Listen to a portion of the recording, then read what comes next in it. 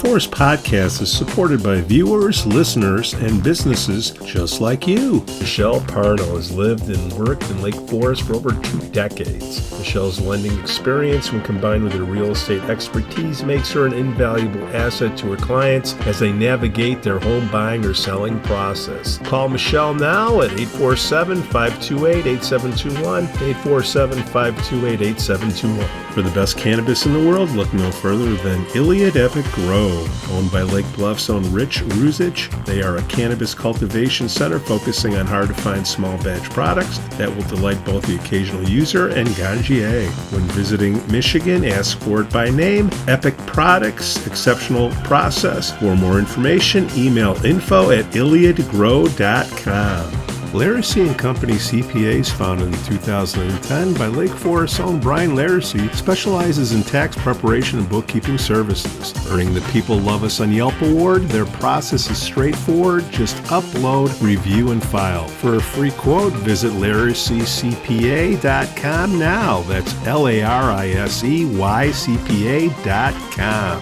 I'm excited to share with you something special from our Lake Forest community, the Aesthetic Lounge Med Spa, located at 775 North Bank Lane in Lake Forest near Wisconsin Avenue. This just isn't any spa. They offer an amazing blend of traditional spa services plus the added benefit of medical procedures and treatments. In a relaxing and luxurious spa environment, you can enjoy a range of cosmetic and aesthetic treatments. These are all performed under the supervision of top medical professionals. The Aesthetic Lounge Med Spa provides skin care, facial rejuvenation, body contouring, laser hair removal, Botox, dermal fillers, chemical peels, and much more. What's great is that each treatment is tailored not just to enhance your appearance, but also to address specific skin concerns and to promote overall well-being. So if you're looking to pamper yourself and take your beauty routine to the next level, give the Aesthetic Lounge Med Spa a call at 224-768-8028 or visit them at their location on North Bank Lane. It's an experience your skin will thank you for. We'd also like to say we're thankful for our Patreon supporters, Otto, John C., Helen, Herrick, and J.M. What up, brother? Morning. Windy. Yeah. Like, A real windy. lot of tree branches down, I see. Lose any tiles? No, did you? I haven't looked yet. So, what's the latest? Recount. Recount? There's no recount. Talking about the revote? May 30th at Gordon Center? Recount. Well, I hope people realize what's at stake. We'll find out on May 30th, but I think think things are going to be different. I hope. Hope's not a strategy, and No, I hope it's not a strategy, but I'm aware of some things that all right. could happen. I'm a naysayer. But, look, we'll talk about it more as we get closer, but people need to get over there. It's from 2 to 8 p.m. on Thursday, May 30th at Gorton Center. So people need to, it just takes a few minutes, show up with your ID, because this isn't an actual election like run by the county clerk. They actually do require you to have an ID. But there's a lot at stake here. Like I've said on previous shows, there is a small group of people trying to hijack city government, and we need to stop it. And the Caucus has a website specifically to discuss it, savelakeforest.com. I urge everyone to go to it because you're smirking, but truly, if these people get their hands on city government, it's going to ruin Lake Forest. It's going to ruin all the good things we've built over the years here and turn this into a partisan political hack town. So don't let that happen. Don't let Susan Garrett, a Springfield politician who voted against funding our police and fire pensions, to get her hands anywhere near city government. I mean, this is the best run city financially in the thing. I know you're nodding your head, Pete, but it's true. You know it. I've said it.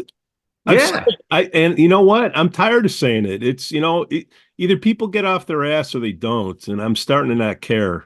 You know what I mean? Well, you should care. And I'm losing but interest. you're playing into their hands. When you stop caring, that's when they start winning. Well, get more than 250 people out. What are we going to have? I think 275? Well, I think having the 2 to 8 p.m. window helps a lot. I think there's going to be some better messaging about it. That's again, I'll discuss it more after the vote. Okay. But let's get people out there. Prove Pete wrong. Show that Lake Forest does care about its future. Come on. We do a podcast. We reach a few people. Anybody reach out to you to come on? Yes. To come on? Yeah, we're gonna have somebody on. Okay. Just When? figuring it out. After they lose? No, before. Okay. If you go too early, people forget. Okay. Then tell me what's going to happen if it's another no vote. We'll talk about that on May 30th. We're going to revote. How many times are we going to go through a vote? I guess so. I mean, it's like That's I said my point. like I said on the show last week. It's like when they keep voting on the Pope. Sooner or later, we'll have smoke come out of the chimney at Gorton with a executive board or whatever they're called. We'll have a president. I mean, I think the president should be Joe O'Reilly, but they don't like Joe O'Reilly because.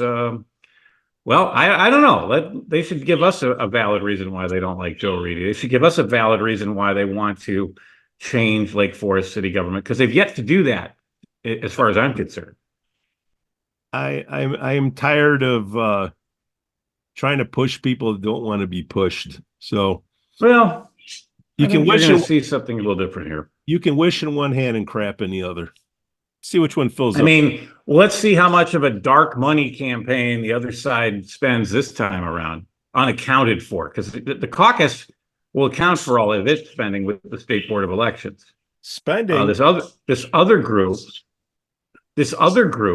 Well, let's talk Susan. We don't know who's funding it. Who's paying for all this? Who?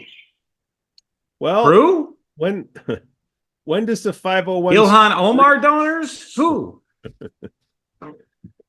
So Susan Garrett challenges Randy. So how much money is that going to be wasted on that? $500,000?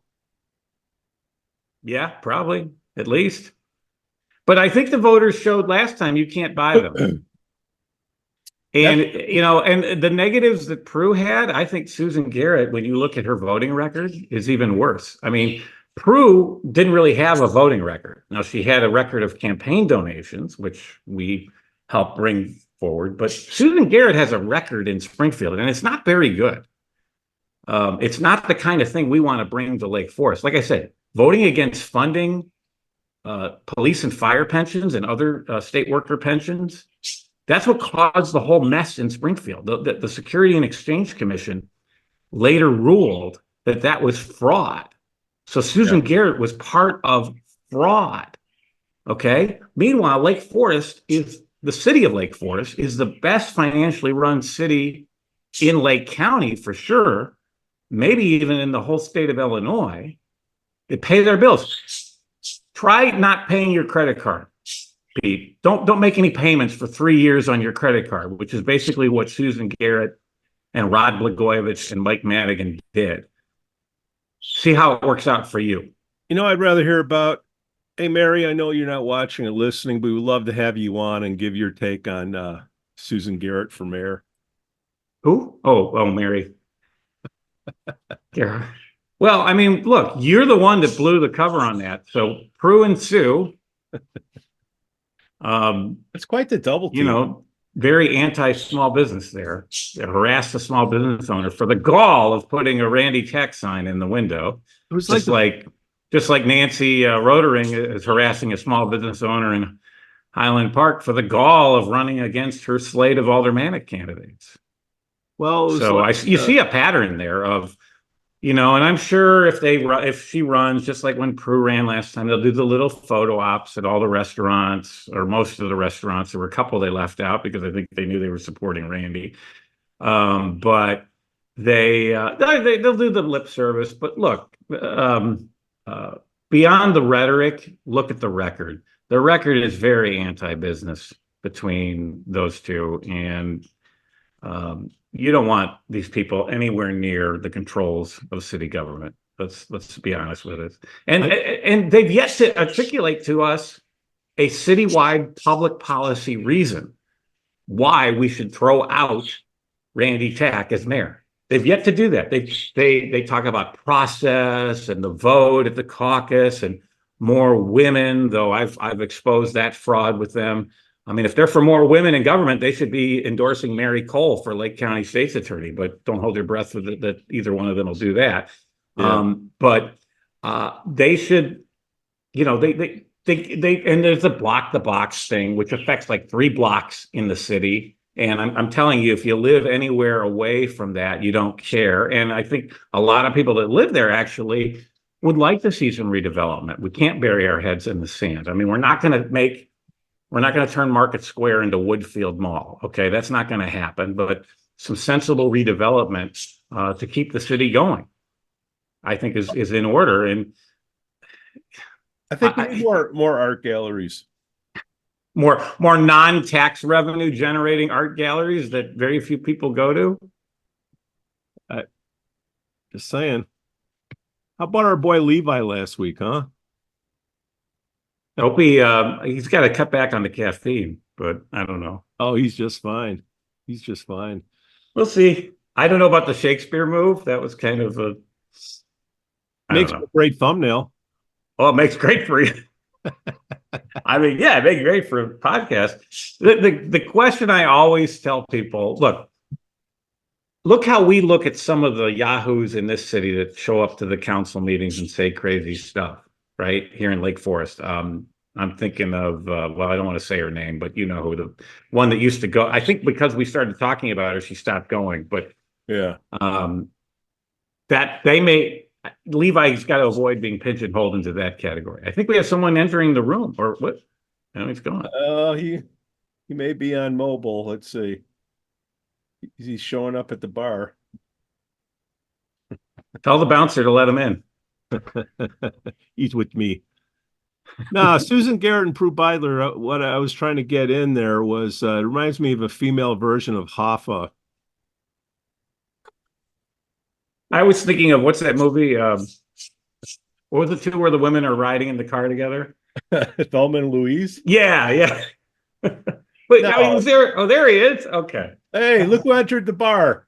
I'm sorry. Like, I was having technology issues, and then a phone call came in late. So my sincerest apologies. Well, it's no good worries. You got a budget to fix it. Man, right out of the gate. Hey, man.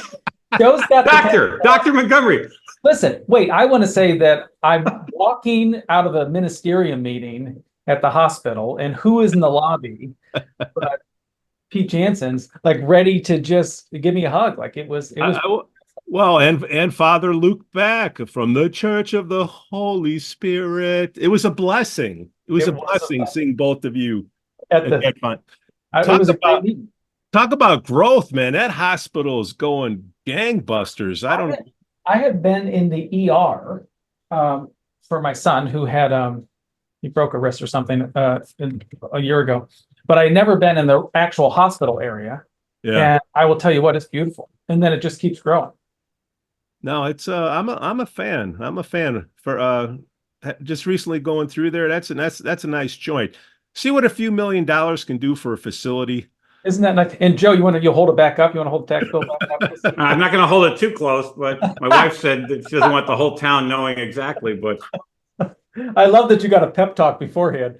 Oh, well, this is a virtual public house. That's what we are. People are talking about it. Hey, I need a GoFundMe.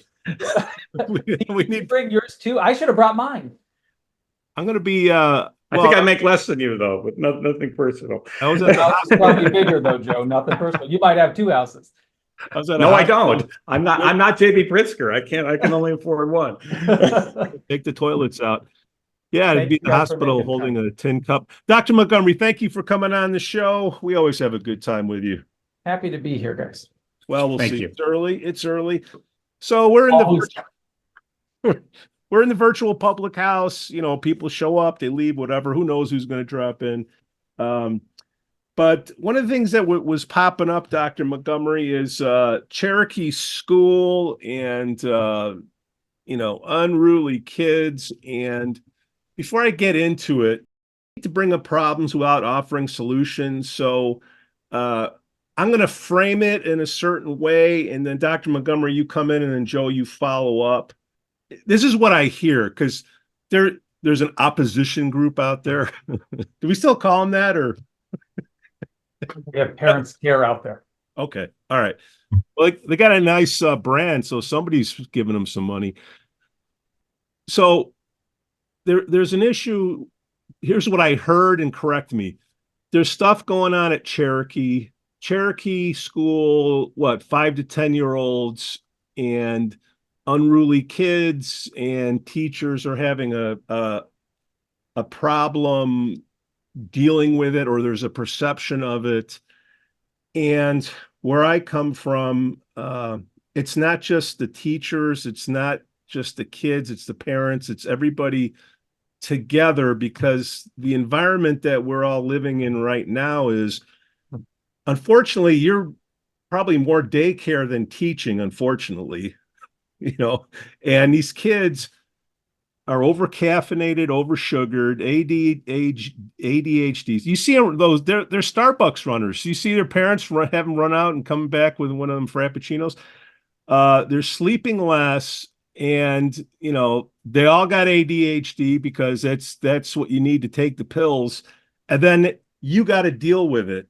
Start with, am I close on any of this stuff, doctor, or what? Correct me where I'm wrong. Is the perception wrong? Like what actually is going on at Cherokee, and why are these people barking about it? Yeah, so perception is reality, right? So let's start there. Okay. The second thing I would say is that as a country, young people are struggling. As a country, adults are struggling. And if I look at any elementary building, any of the three that are in 67, I have young people who are struggling to some degree. And I have, so let's take a fourth grader. Yep. A fourth grader was in traditional school for their kindergarten year. First grade, they were remote. Second grade, they were on and off with masks. Third year, they were traditional, and then we're finishing the fourth year. If you take third grade students, their kindergarten was remote. First grade was all messed up. Second grade was traditional. Third. So you just rewind that accordion back. And the farther back you go, then you have preschool students who may or may not have had preschool because of the pandemic.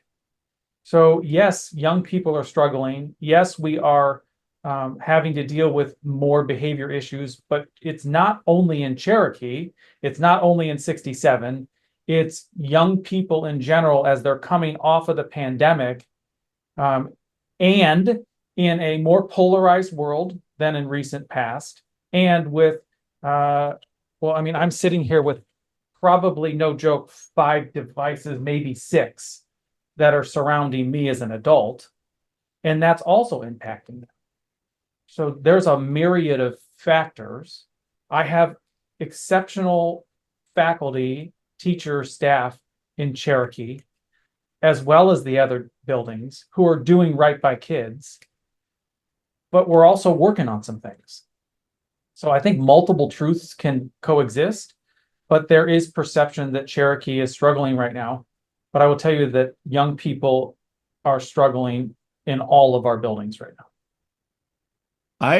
Look at Joe. Joe's like dying to say something right now. No. Do you like my mug, by the way? I do like your mug. You're going to keep this logo, right? And that's not going anywhere, right? The logo is not going anywhere. It's already on record. Well, Dr. Montgomery, where I'm going with it's, you hold up the devices, and I think this generation, the past generation, people are able to compare themselves to how others have it. let's just say like the 60s, 70s, before our time, you would have the teen magazines. So you'd open up the magazines, and you would compare yourself to there. Now you got something that's in your hand and you're like, hey, wait a minute. I thought I had it good. No, I don't have it good. Okay. So they're comparing themselves. So you have that going on mentally. Getting back to the sleep and all that stuff, mental health is got to be at the top of the list of figuring out how to regulate the minds of the kids, the minds of the parents, because when you have dysregulation right now, schools have to start early. Here's the first issue. Kids need to sleep more. Kids want to sleep later. They should, but they can't because the parents need to work. So that's where the daycare comes in. If Well, schools are here for a societal purpose. That's why, if you rewind back, like adults did have to work. Adults do have to work. Yeah. But we're also providing foundational skills to create more workers. Yeah. That's part and parcel. But when you start talking about parents, we are focused on supporting our parents and guardians. In fact, we're doing book series next year to try to figure out how we can partner with parents and community, because I think as we're raising young people, we have them for 6.5 hours. And we're far from perfect, and we're trying to dial up what we can to improve. But there are a lot of hours where they're outside of school. And there's two books that are exceptionally popular right now. One is Never Enough, I think is the book. I don't know if I have it over here, so I might have taken it home. Never Enough. And we'll it's put a about slide up. toxic cultures in high wealth community or something. I'll Google it while we're talking. Yeah. The book is about how we're raising young people in a high wealth environment, and are we chasing are we chasing the right things as parents are trying to figure out how to minimize any type of difficulty their young people experience to make their life better. And in an attempt to minimize all strife, young people are not getting the experiences of trying to problem solve or to fail in safe settings. Mm-hmm. And I think that's a very interesting conversation. And I will tell you, I met with high school seniors. I did 2 focus groups recently. I did the 8th graders as they left DPM last week. This week I did 3 seniors who are leaving on June 8th. And I wanted them to tell me what was their experience in 67 and what was their experience in 115. The seniors talked about the culture of competition among themselves, what their parents comparing, with their teachers pushing them. And they said it's almost like we're in this high pressure environment where it's just a self-fulfilling prophecy of never enough. And how they were ideating of how to change that culture because they feel it. Now, these young people are going to fabulous colleges. And I said, as an 18-year-old, I didn't say the things that they did. That's how impressive they were. Like I couldn't compete with them. That's the type of graduate I think we're producing. But at the same time, they're feeling the pressure and are a little worried about long-term kind of viability within the culture of this community. The book's called Never Enough: When Achievement Culture Becomes Toxic, and what we can do about it. All right. The other book. Well, you get into things like peer pressure, and everybody looks at what they're driving, what they're wearing, all of those things, where they're going on spring break. I mean, all these status things that you associate with a North Shore community, and not everybody is at the same income level. In any school district, not just Lake Forest, but any school district, there's going to be different levels of income amongst the residents. So how do you, and that predates the pandemic. I mean, I remember that back in the 80s, there were really rich kids going to fancy places for spring break, and I had to work during spring break to make some money. So it varies. It's always been around, but I have to think that social media plus the the stresses from the pandemic that you talked about really threw gas on the fire. Yeah, I mean, you're right, Joe. Like, there's always been the haves and the have-nots. And this book talks about if you were in the haves, what can you do to help support young people so they grow up to be healthy adults? And I think that's the paradigm. So it's not comparing whether you have enough, it's what to do when you do have your resources met to the by and large. How are you impressing upon your students, whether you're an educator or you're a parent, for them to have experiences that will allow them to feel happiness and overall contentment as they move on into their adult life. And so as an example, I have not until this year have ever I've never, I don't suspend children. Like it's the next tier up. Like I do expulsions, and the district, or my experience as tenure, we've never suspended kindergartners. Now we're suspending kindergartners. Like it's just a different way. And I feel badly when there's a perception that Cherokee right now is having issues, because I've got these teachers and staff moving mountains for young people, and there's discipline happening across the district, but it's everywhere. Go to the airport, and this is the analogy I've been using in parent meetings. Go to the airport and watch families interact, and I'm willing to a dollar bet right now. I'm a big spender. Dollar bet. This is what I'm betting the majority of families are doing when they're sitting at the airport terminal waiting to board. They're not talking. They're not playing games. They're not interacting by and large. Mm-hmm. So that's also playing such a huge part in this, and it's also exemplifying if your children are on social media and they're seeing their friends at Bora Bora, or they're seeing their friends with their brand new vehicle or whatever, because you're not posting your terrible days. Not nine's out. Like right. Like I went to the Cubs game with my son. Like I posted that, hey, we're having a great time at Wrigley. It wasn't like the day before our family was falling apart because we were having some type of issue where we're having bad days. I'm not posting that. So that's also playing a part. And I guess what it means is it becomes back to community, how we all have to lean into this because everybody has to support each other. So Pete always says, like, I hate offering up problems without having solutions. What are the solutions? So right now, so there's a couple things. One, I'm starting to have conversations and leading book studies around, let's have conversations about what parents can do to help support us.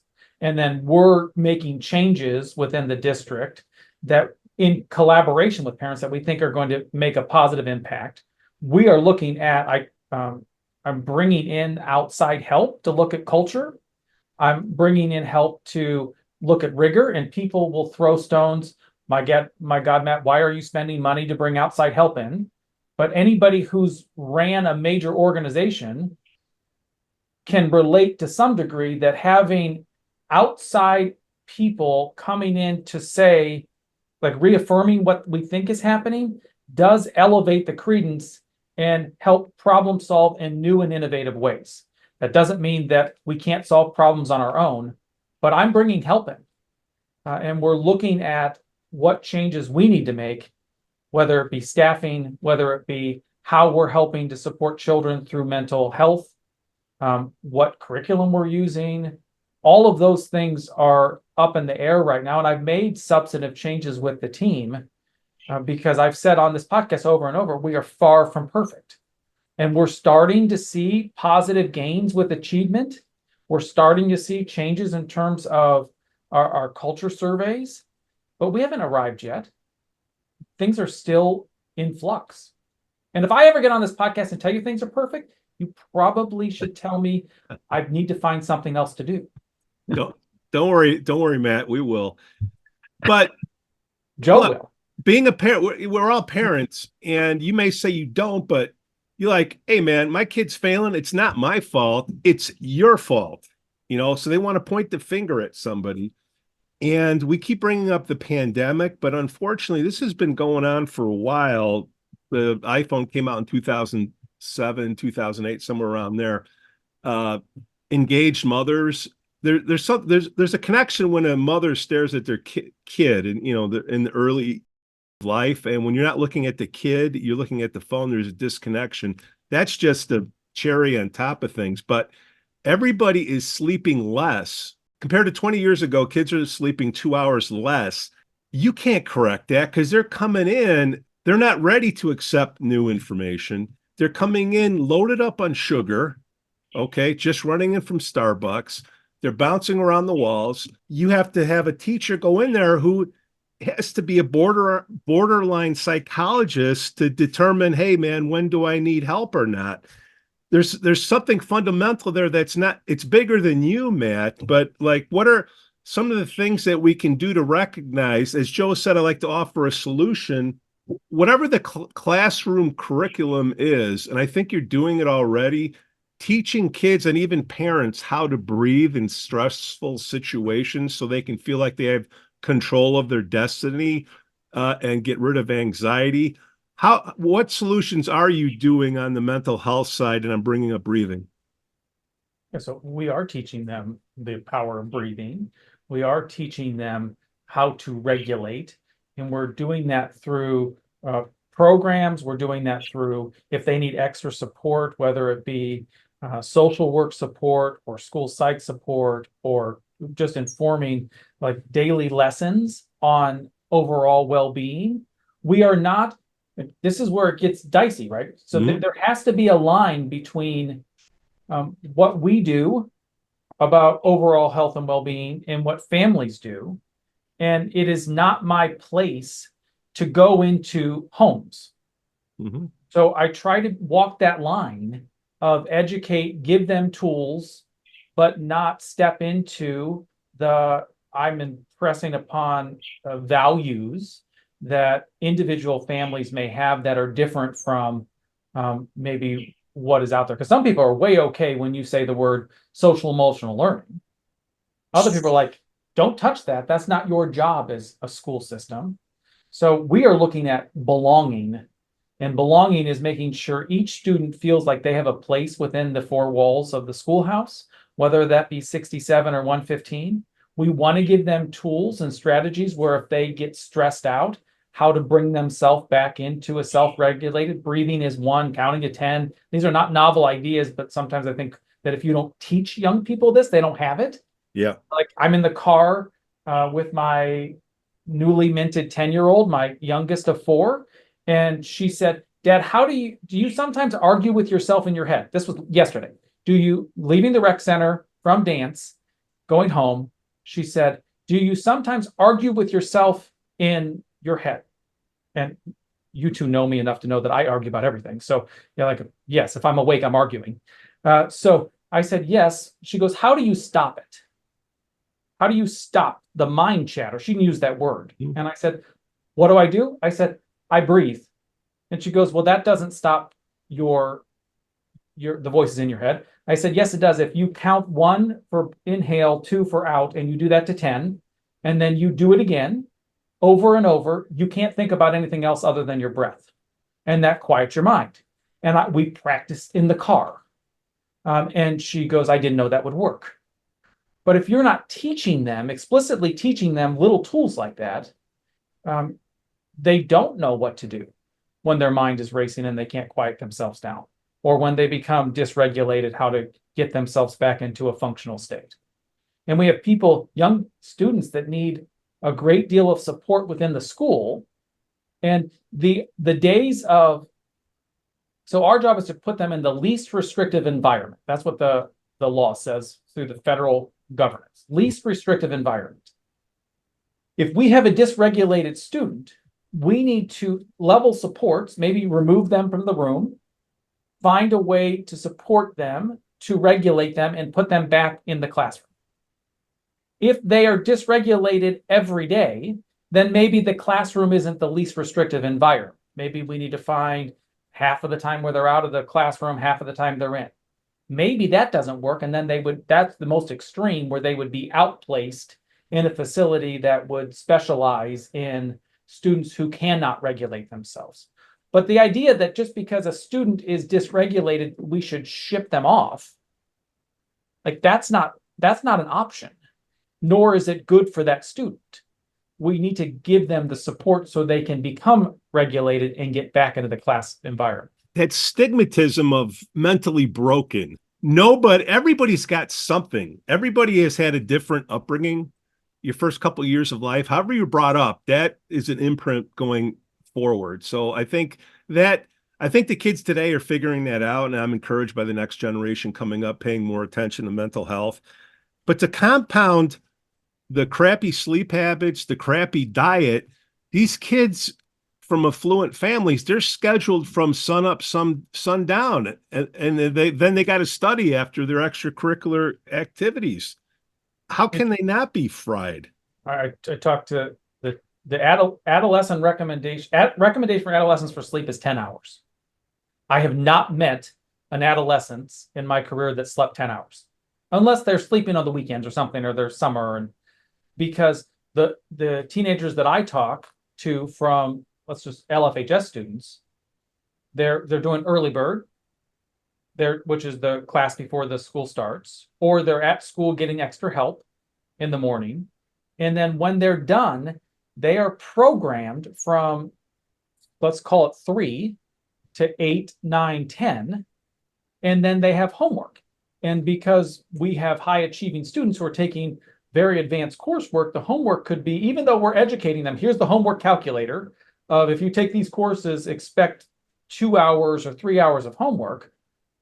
They're trying to build out a college application that shows a well-rounded student, which is volunteering, extracurriculars, projects that they're doing outside of school. And I don't know how they maintain the pace that they are.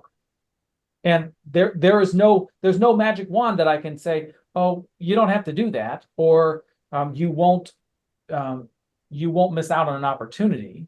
But I do think we have a responsibility to acknowledge, if the high school musical's running, and we have students who are going to be at school from 3 to 10, and the teachers know that, I think there could be some more grace in, we know you're going to be here till 10 o'clock at school. Maybe we could take that into consideration as we're planning for the next day. But here's what the faculty will tell me, and I think they're also right. Matt, I've got X amount of weeks to get through this curriculum.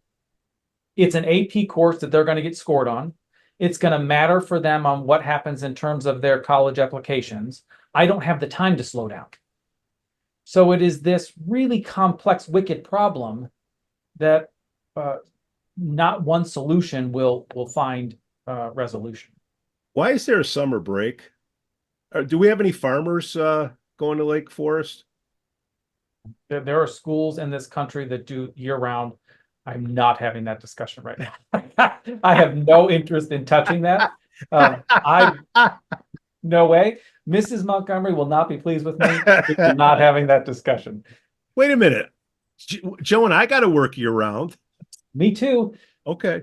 This is not a, if the community brings that to our attention and there's an outswelling that people want to, or an outcry that people want to go year round, we can have that conversation. I haven't heard that yet in my 3 years in Lake Forest. Okay. All right. Let's throw artificial intelligence out there. How do we allow that into the classrooms? I'll bring up is, I remember in, 72, 74, somewhere around there when I was a tyke, Matt, I had to do my multiplication tables, and this beautiful little box came out with a red LED light that I could go 2 times 4 equals. Just give me the 8. I don't care about the 2 times 4. Isn't it more important to ask the right question than to figure out how the answer came about? Depends on who you're asking. I'm asking you. I will say depends on the situation. Okay. However, here's how I am going to answer it. I think that the questions that we ask are becoming increasingly more important than how we solve for them. So when you look at AI and you look at Chat GPT right now and the new modified 4.0 or whatever it's called, it is being there will be jobs called prompt generators. Prompt So engineering, asking ChatGPT the right question is as important as knowing how to solve for the problem, because those technologies are going to becoming more and more omnipresent. On I can't remember, is it when Monday night maybe? That's right. Monday night we hosted a watch party. Sal Khan, who created Khan Academy, which is revolutionized like video teaching worldwide, just released a new book called Brave New Words. Um, it was how AI will revolutionize something or other. And he was talking about how it could be more good than not, but acknowledging that the changes and the ethics and what evil people, so to speak, could do with AI. It's like anything else new. Like it can be used in two different ways. How he's using it, which I think is pretty cool, is he is creating platforms where if a student is struggling, we're going to say in math, they put the equation in, and the AI tool asks them questions to help get them to the solution that they need to, instead of just pumping out 8. So it's actually teaching them the why behind the solution. That's pretty powerful. And that's not replacing, and there's a whole conversation, is that going to replace teachers? The answer was heck no, because we learned that in COVID, we learned the power of a teacher and the power of face-to-face. But if I can equip students with, you're home at 1 a.m. and can't figure out a solution, and you're still trying to do your homework, and if I could have an AI chatbot help them thoughtfully learn the problem they're working on, that's pretty transformational. Well, isn't it a lot like, remember Cliff's Notes? Remember Yep. those back in the day? And that was kind of the AI of its time, where some kids used it to actually learn about the book, and some kids used it to read it instead of the book. Yeah, there's ways right now that we're using it. Like you could have it write an essay, and then you say, show me how you can make it better. Or have it solve this problem, tell me how you could solve it differently. Like there are ways in which we're trying to incorporate it thoughtfully. But I'm also wrestling with assignment can solely, if you're assigning homework that can solely be answered by ChatGPT, my question is, it helped me understand the value of that homework assignment. So those are questions we're also wrestling with. Like, well, you know, my daughter's, one of my daughter's teachers at your school, at your high school, when we went to the open house, you know, in the fall, made an interesting point about that he doesn't assign term papers anymore because he knows they're just going to use ChatGPT to write the term paper. So now he's working on more like in-class assignments where they have to think about it in front of them. And that leads into my question of, I've heard some talk amongst educators of trying to get away from homework and more towards just work in that period of the classroom. And I suppose that's easier said than done, but what's your take on that whole? So the research, and some teachers are literally going to be upset with me with this statement. The research on homework is varied. And what it says is, one, I think you have to give them exposure to homework because they're going to be exposed to homework sometime in their future. They have to know how to independently work. So let's take that as a constant. But why, like, I think the homework that you are assigning has to be focused, and the research would say you need to give immediate qualitative feedback on how the young person did. So the homework is far more valuable if you go through it and you explicitly say what they can improve upon, as opposed to check you did the homework. So how you use it is important. And to your earlier point about having them do more work in class, the presentation from Sal Khan on Monday, he suggested that term papers, writing assignments are going to be done in class moving forward. Like that's his recommendation. Like write it in the classroom in which you are assigning the assignment, because that's the only way we're going to really know if they're generating their own thought. which that's like the future. Like, what are you going to do? Like, we're wrestling with this. I think the future is learning will be to upgrade the questions that you're asking. I think that's the ultimate learning and critical thinking. I think in the classroom, individual learning, I think it has to be team learning. So you put three people together to solve a problem. I think that's how it'll work. Are there any tests that you can take to proficiency out of a class, like Spanish or something, or getting to AP level? We can accelerate students based on performance, so they can jump track records, and they can or jump tracks.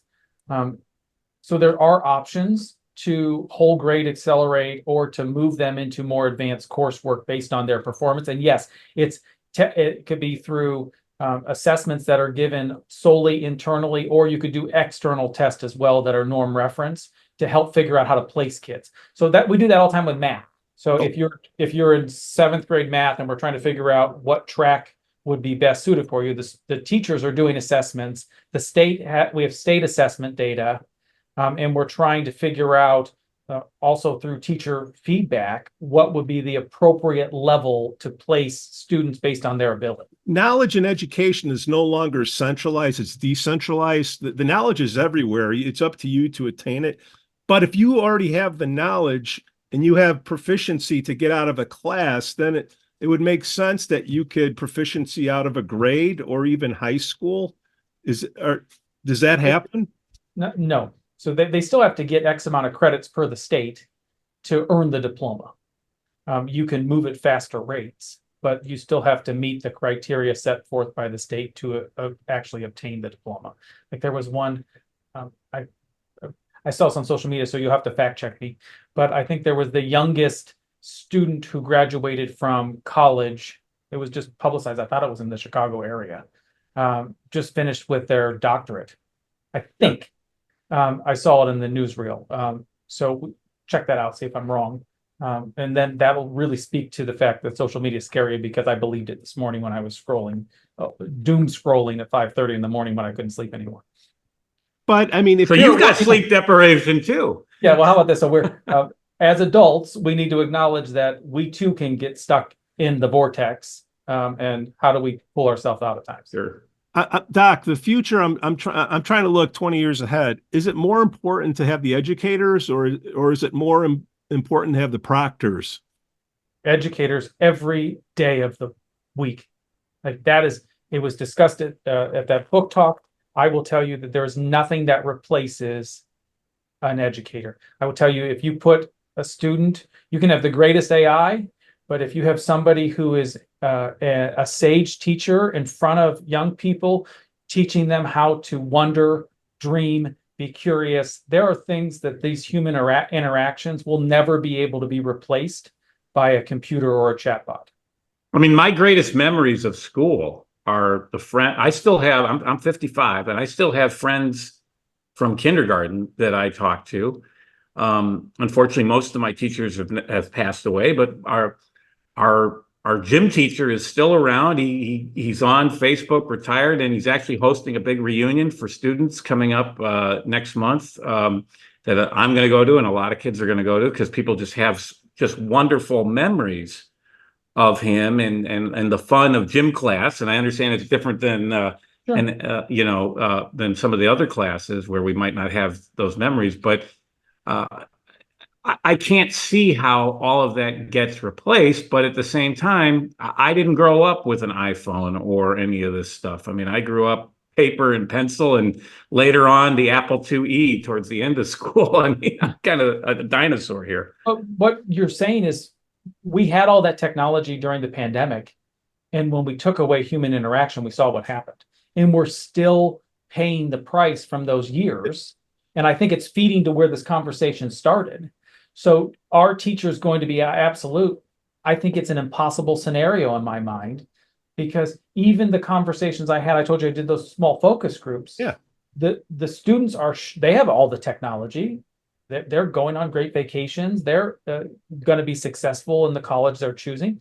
But they're describing the impact of what adults have made a difference in their life. Because in the 8th graders, my biggest question was, I care the most that you had one adult that you could go to if you needed extra support. Like that's what I worry the most, that no one is falling through the cracks and everybody feels like they have somebody that they can go to if they need support. And every eighth grader in the room said, yes, absolutely. And I said, that's my focus, because in a state of mental health crises all across everywhere, we're not special. We need to have young people who have people that they can go to, that they can trust and confide and say, I need help. There are politics involved, and that's why I don't I don't participate in them anymore. I don't have the tolerance or the patience, and there's only It's going to gear up a little bit. There's a little thing happening in November that I think it's going to get a little yeah, spicy. well, whatever. It's till we get more than 250 people come out and vote. I'm out of 20,000, but I digress. Well, they'll come to vote for presidential election. I just think that's a what we different need to story. look at is these That's what I was issues are saying, going to too. keep coming up with the system that we have in place, because look, you have the teaching part, the education, the definition of teaching. What is it? I'm not saying get rid of teachers, but are they Sherpas, or they're guides, okay, to use the things that we have to get them from point A to point B. My thoughts were, whatever you want to get to point B to prove that you have the knowledge, there needs to be something in place to verify that, yes, you do have the literacy to go to the next grade or to get this credit, or I don't know, the Iowa scores or whatever they're doing nowadays. You had to take some type of test. And I'm just saying, if kids can proficiency out of that and get to a higher grade at a younger age a lot easier, I think that might be a good thing. But I digress. Yeah, so the only thing I would say to that is there are avenues for kids to advance. There is a whole emotional aspect and an emotional intelligence that we have to acknowledge too. And how important are those emotional growth milestones? So they can, because you could have somebody who is exceptionally bright on paper, but can't function within a social dynamic because they haven't had that experience. So there's two things when you talk about the whole child, it's emotional intelligence and it's IQ. Both of those are equally important in my mind. The social aspect, daycare and education. If you had a safe place for them to go for the daycare so the parents can go to work, the social experience, to me, work 2 hours in Gerhards, mixing dough for there's your social interaction. You'll figure out how the world works, really fast. It's like a shout out to Mary. That was really good. Well, of course, Mary. We love Mary. We do love Mary. You don't want to be on the wrong side of the counter with her. I don't know if she's hiring right now, but let's just say how much, like every time I go in, I have a good experience. Interns. Matt, you got a couple people that have been working with you. One of them's been for 40 years. You know what I'm talking about?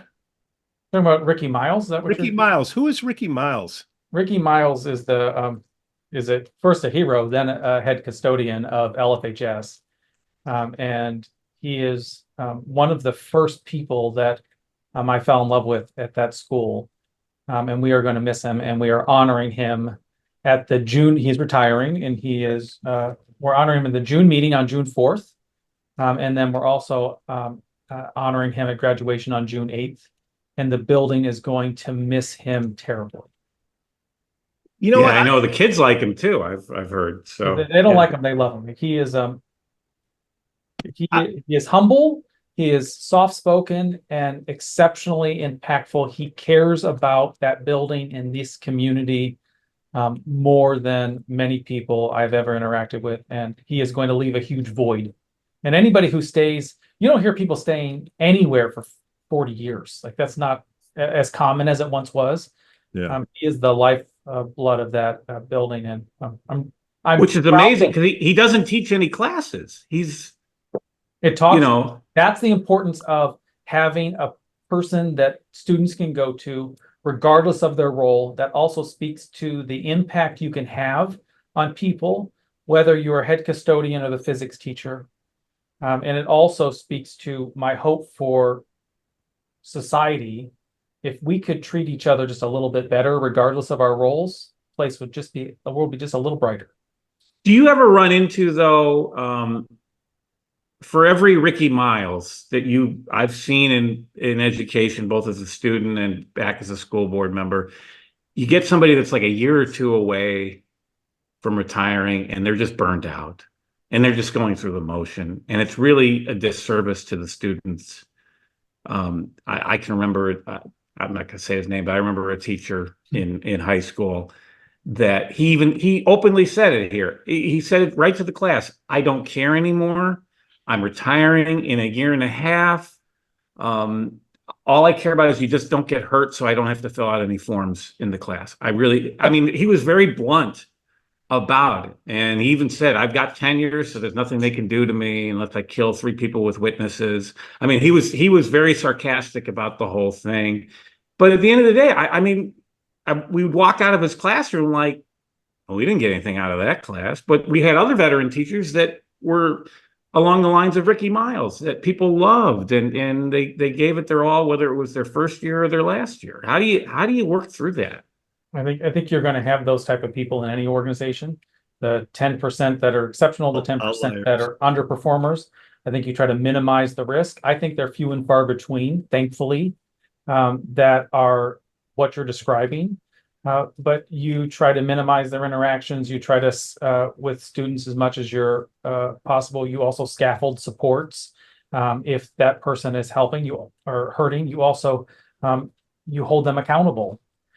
Even though they have tenure at that point, you still say, this is not acceptable. This is how we're going to build a plan to support you. These are measures we're going to put in place for corrective action. And I'm not talking to anybody in LFHS or 67 right now. I'm saying just in general, that's how I would approach it because we have a job to do. But people do get burnout and people are disenfranchised and you try to minimize damage whenever possible. Well, plus you sit in the classroom. I mean, you see it yourself, right? I mean, at least I see your social media. Very sad. Yeah, thank you. You can see. I also think we are going to interact with people. So you have students who are going to interact with people. They don't click. Like if you go out into the world, like you're standing at Starbucks uptown, there may be somebody in front of you that's doing something that you're not like. I'm never going to be that person's friend. So there are some semblance of these are also experiences for people that they know that they might have somebody on their team as an adult that they think is a raging lunatic and they would never go out and have dinner with them, but they still have to work with them. I'm going to toss a grenade. I'm going to toss a grenade over at you and then I'll I'll hop already on. Like this late in the game, we're doing a grenade. So, right. On a serious note, gender-based teaching, adolescents, boys learn better from boys. You bring up your stats, I'll bring up my stats, and females develop earlier. They get language skills before the boys, and I think there's something that there's said to that to be looked at, getting back on mental health. But we're running out of time. I brought up a thankfully, we're going to talk about this.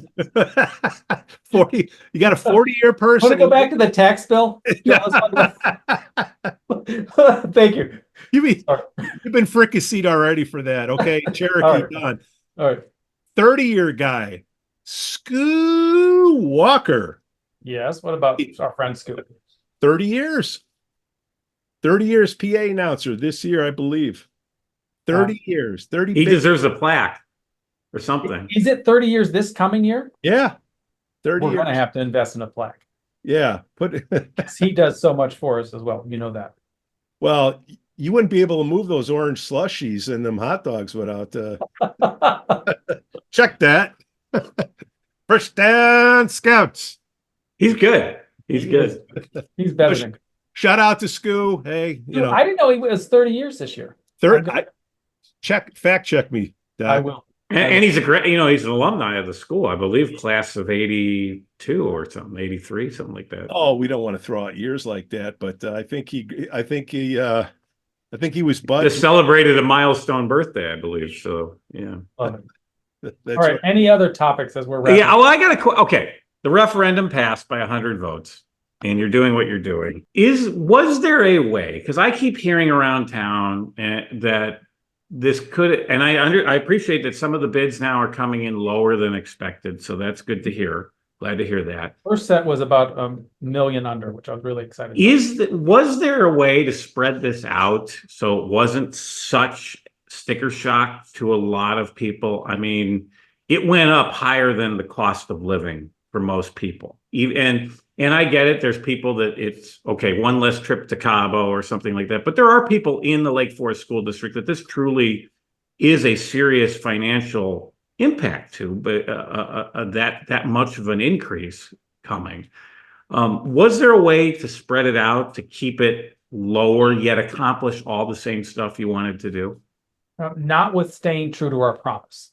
So there were ways. So you could take if it's a house payment, you could take a 30-year mortgage versus a 15-year mortgage, and we could play with it that way, but then we wouldn't stay true in those alternatives. The taxes that we would have cost the taxpayer over the life of that borrow in the alternatives would have been more cost obtrusive than what the promise was.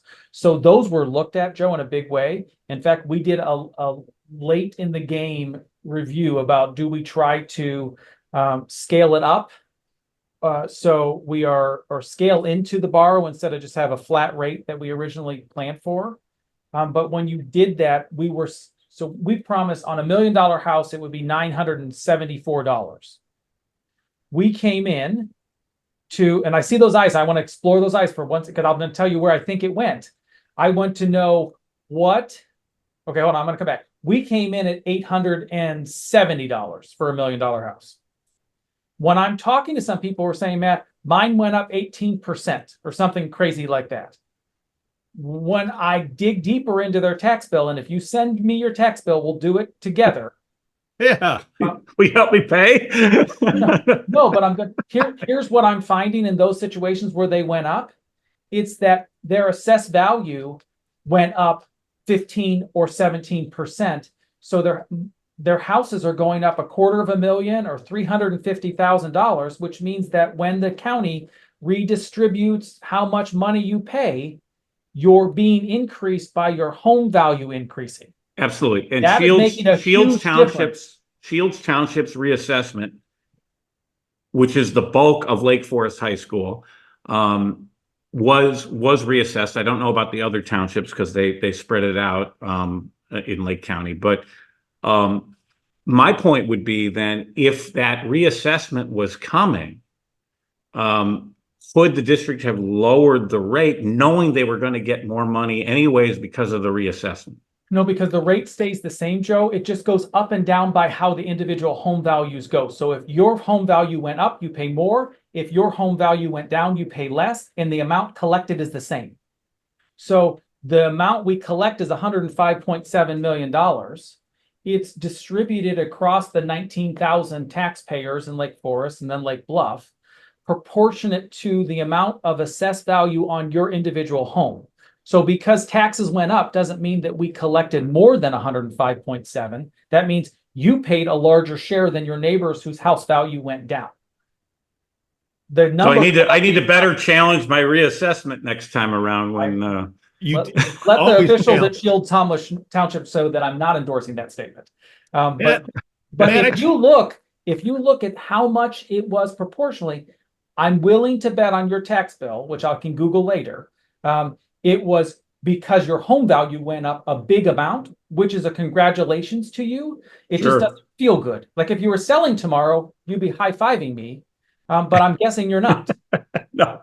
Well, and look, and like I said, I sat on the school board years ago and saw the same issue come up in a community that was had a lot more middle and lower income residents than Lake Forest. Though Lake Forest, despite the stereotypes people have, the Lake Forest High School District has people of every income level as well. Yep. That said, it goes back to the point of, there are for many people, it's just an inconvenience. And like I said, they always do the selling points of these referendums of it's a Starbucks a day or whatever. But there's a lot of people that it's a lot of, it is a serious financial impact. Well, you know what? And they should have voted no because they didn't get off their ass to do it. Some of them, they have done that. But yeah, not enough. I agree. I'm just saying, that's why I was hoping to see if there was a way, because I see how the city financed the athletic fields. And I know it's not an apples to apples. There's a big difference between doing those athletic fields and doing the whole project that you're looking to do at the school. But they were able to do it in a way with much less as a percentage impact on there. And I know it's hindsight is 2020. Could it have? You're saying this was the best way to do it. Yeah, if I could have borrowed $15 million, I would be in a very different situation than borrowing $105.7 million. The financing, we borrowed $15 million before we went to the referendum, and I didn't go to referendum for that. We were able to figure out a way to do short-term borrows where it didn't impact the tax bill. 67 does smaller frequent borrows, so we don't hit the tax bill. When you look at the amount of money we needed to raise, that was not an option. And if you looked at structuring it through a 15-year or 10-year, it could have been done in a shorter period of time, or we could have scaled it up and then paid for longer. So if you step into it, you're either going to pay more than 20 years, which wasn't really an option, or you're going to have balloon payments at the end, which means that when that happens, you're deferring your money and actually paying a couple $1 million more in the lifetime of the 20-year borrow. All of those things, Joe, were looked at in extensive details and was argued with Raymond James, argued with the board, and I can go, like you and I can bring in Jen and That horse has left the barn. My only beef is you hold on, Joe, because we gotta let the guy go. Look, I do have a team. I gotta go. I know. The 105 million, and you put it in the bank, you got interest. That interest, the gains on the interest, can I get that back? You could. Thank you. It's all.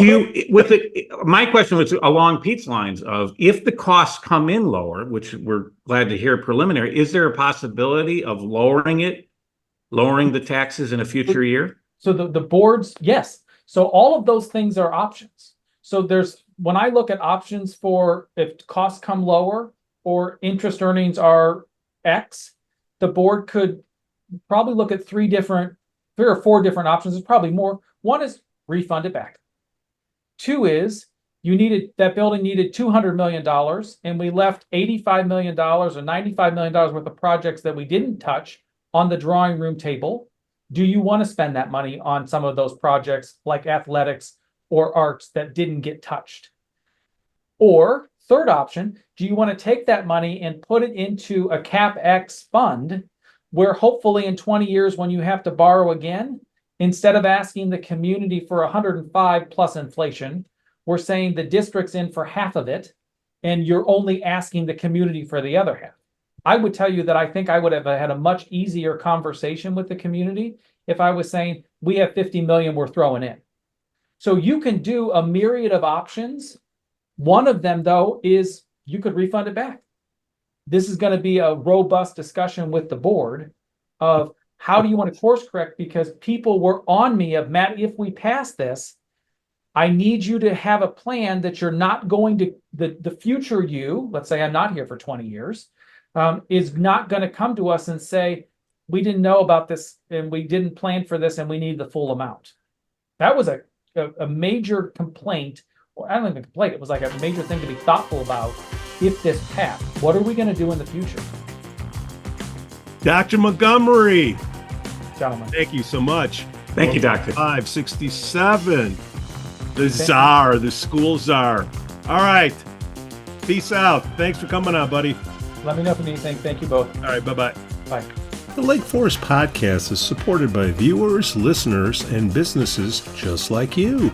Michelle Parno has lived and worked in Lake Forest for over 2 decades. Michelle's lending experience, when combined with her real estate expertise, makes her an invaluable asset to her clients as they navigate their home buying or selling process. Call Michelle now at 847-528-8721, 847-528-8721. For the best cannabis in the world, look no further than Iliad Epic Grow. Owned by Lake Bluff's own Rich Ruzich, they are a cannabis cultivation center focusing on hard-to-find small batch products that will delight both the occasional user and ganjier. When visiting Michigan, ask for it by name. Epic Products, exceptional process. For more information, email info@iliadgrow.com.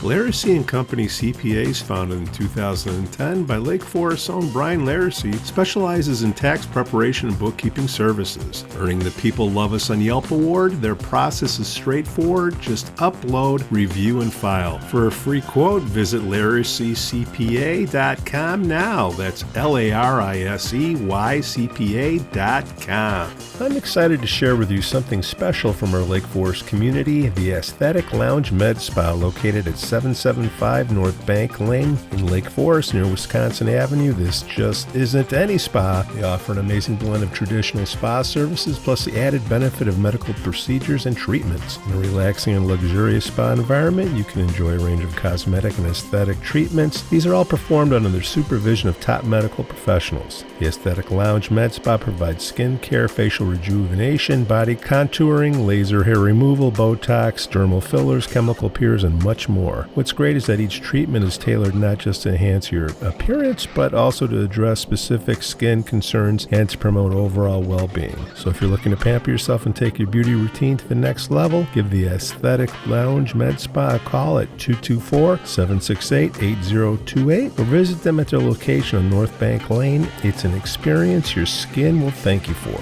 We'd also like to say we're thankful for our Patreon supporters, Otto, John C., Helen, Herrick, and J.M.